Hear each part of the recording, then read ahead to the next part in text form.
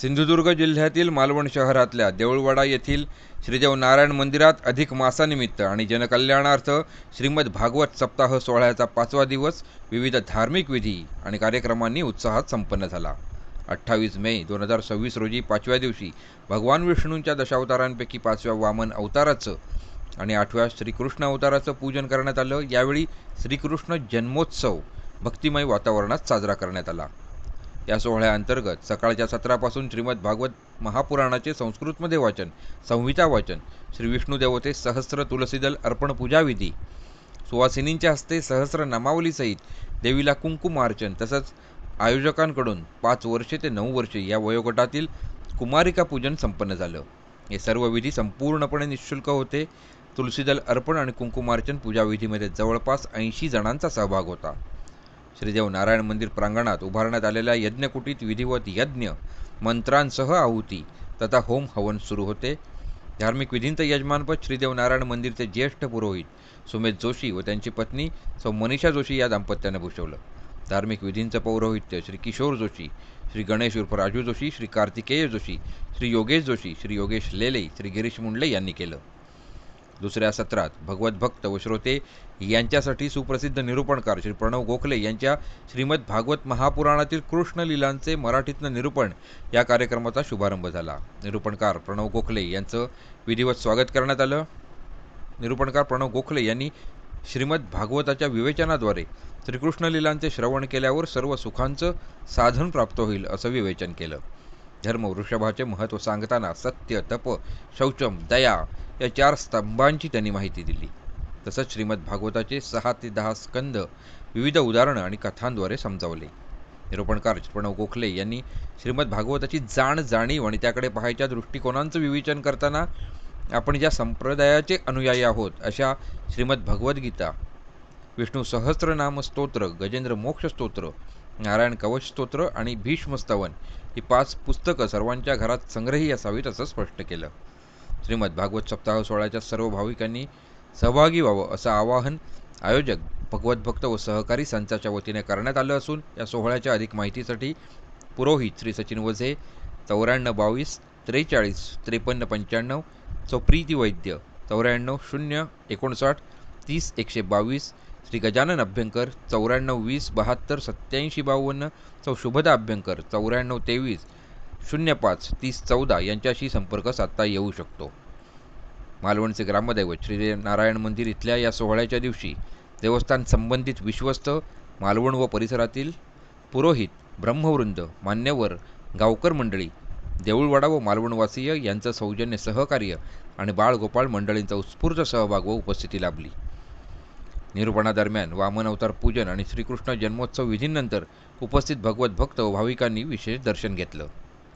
आपली सिंधुनगरी न्यूज, मालवण।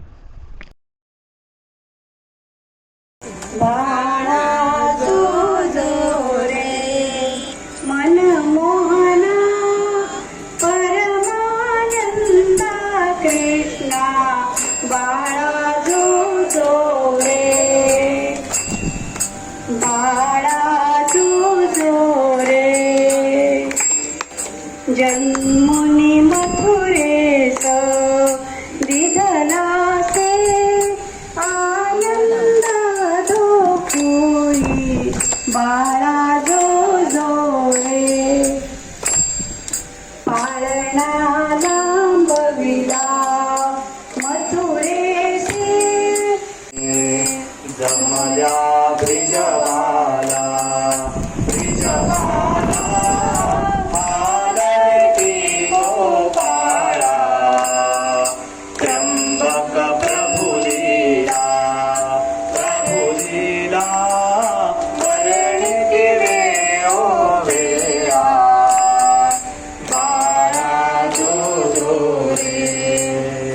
मुरारी सावया कारागृही अवतार घेतला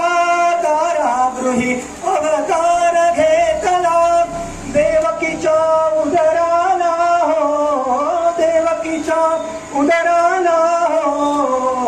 कंस दुष्ट पापिष्ट जीवाला कष्टी मनामध्ये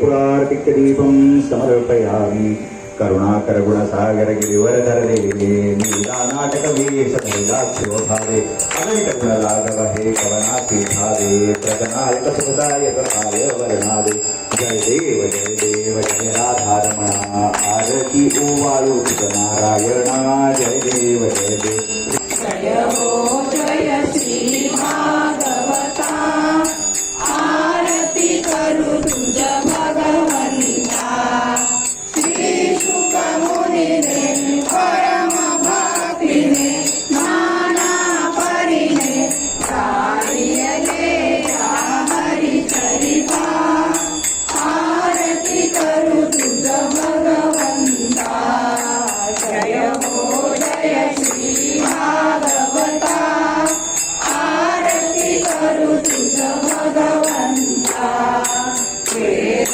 करू से मधुर फळ साधुर सेवे सोज्वळ आत्माराम मुनी सकळ सेवुनी झाले जन सफळ महापर्वणी आदी अवनी ही अगहरणी भजन करणी ती कथिता आरती करू तुझ भगवंता जय हो जय श्री भागवता आरती करू तुझ भगवंता मी जिथे जाईन तेथे प्रेम दृष्टीने पहा प्रार्थना देवा तुलाही तू सदा जवळी राहा मी जिथे जाईन तेथे प्रेम दृष्टीने पहा मी जिथे जाईन तेथे प्रेम दृष्टीने पहा